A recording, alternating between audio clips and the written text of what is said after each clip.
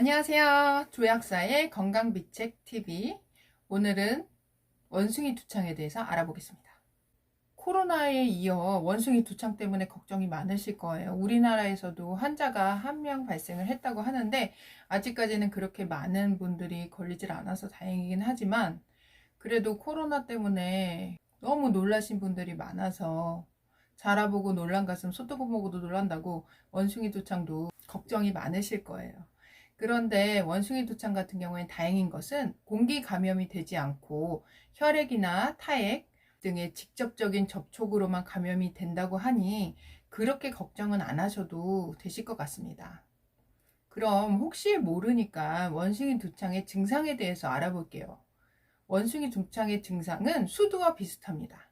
일단 수포가 막 잡히고 피부 쪽으로 발진이 나오는데 모든 바이러스 질환이 그렇듯이 바이러스 질환은 굉장한 열성을 가지고 있습니다.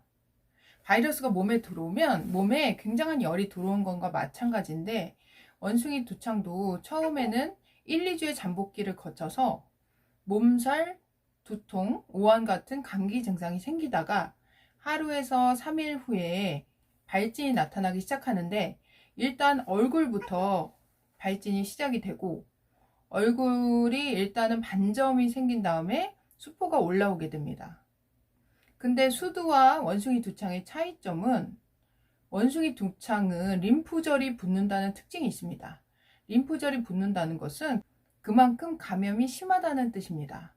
림프절은 이런 우리가 림파선이라고 하는 이런 부위나 겨드랑이 같은 곳에 주로 위치해 있는데 염증이 심할 때는 면역체들이 많이 모여있는 림프절이 붙게 됩니다.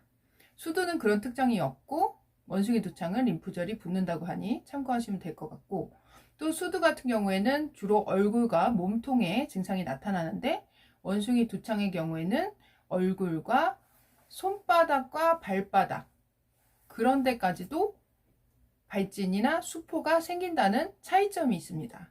수두는 손바닥, 발바닥이 생기질 않고 원숭이 두창은 손바닥, 발바닥이 생긴다는 특징이 있는 것입니다. 원숭이 두창의 경우에는 이미 아프리카에서는 풍토병으로 70년도부터 유행을 하고 있었고 사실상 사망률은 그렇게 높지 않은 것으로 알려져 있습니다.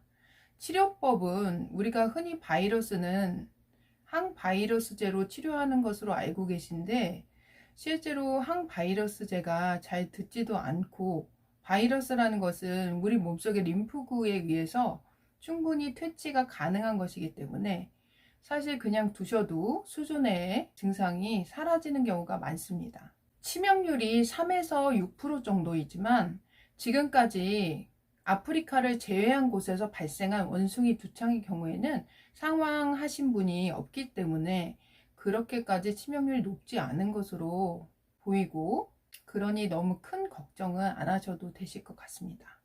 원숭이 두창의 경우 또 항문 통증이나 출혈이 발생한다는 보고가 잇따랐는데 이는 아까도 말씀드렸다시피 바이러스는 굉장한 열성 물질이 몸 안에 들어온 것이기 때문에 그 열을 내보내기 위해서 출혈을 일으키는 것으로 생각이 됩니다.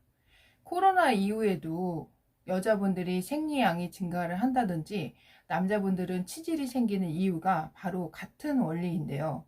원숭이 두창의 경우에는 이 피부로 발진이 강하게 나온다는 것 자체가 코로나보다 더 열성이 강하다는 걸 뜻하고 항문 출혈이 있다는 것도 열이 그만큼 몸속에 많이 들어왔기 때문에 그것을 출혈로 빼려는 것으로 보입니다. 코로나 후유증을 치료하듯이 원숭이 두창으로 인한 후유증에도 열을 꺼주는 천연 성분의 영양제로 영양요법을 하시는 것도 도움이 되실 것 같습니다. 이상 조약사였습니다. 감사합니다.